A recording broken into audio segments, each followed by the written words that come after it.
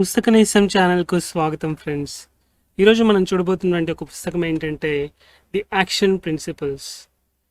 ఇందులో మొత్తం 100 action principles ఉన్నాయి. ఇంతకు వీటి యొక్క ముఖ్య ఉద్దేశం ఏంటంటే అవి మనకి ఒక ఎదుగుదలని, ఒక లక్ష్యాన్ని, అంతేకాకుండా నెమ్మదిని, ఇలా వివిధ రకాలైనటువంటి విషయాల్ని మనకిచ్చేదే ఈ యాక్షన్ ప్రిన్సిపల్స్.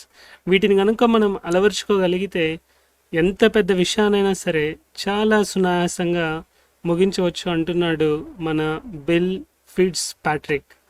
ఇంతకు ఈయన యొక్క లక్ష్యాలు ఏంటి, ఇవి నన్ను ఎందుకు ఆకర్షించాయి, మిమ్మల్ని ఎందుకు ఆకర్షించబోతున్నాయి, వీటి వల్ల మనకు కావాల్సిన లాభాలు ఏంటి అనేసి చకచకా అని ఈ 100 యాక్షన్ ప్రిన్సిపల్ని చూసిన తర్వాత మనకే అర్థమవుతుంది కదా.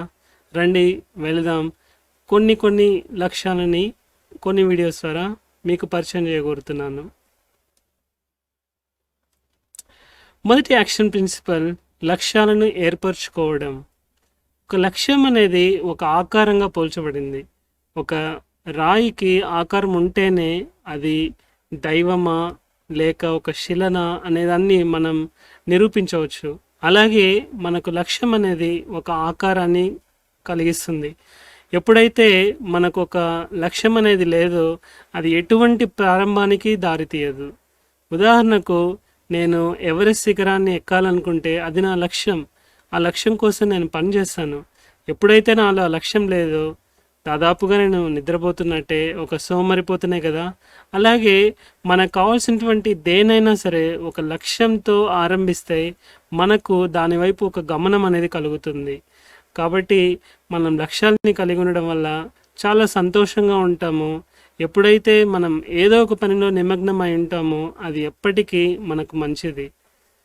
ఇప్పుడు చూడబోతున్నాం రెండవ యాక్షన్ ప్రిన్సిపల్. మనం లక్ష్యాల్ని ఏర్పరచుకున్నాం, సరే తర్వాత ఏంటి, ఆ లక్ష్యాల్ని ఎలా సాధించాలి, ఈ లక్ష్యాల్ని సాధించడంలో మనకు కావాల్సినటువంటి ముఖ్యమైన విషయాలు ఏంటంటే వాటిని సాధించాలి.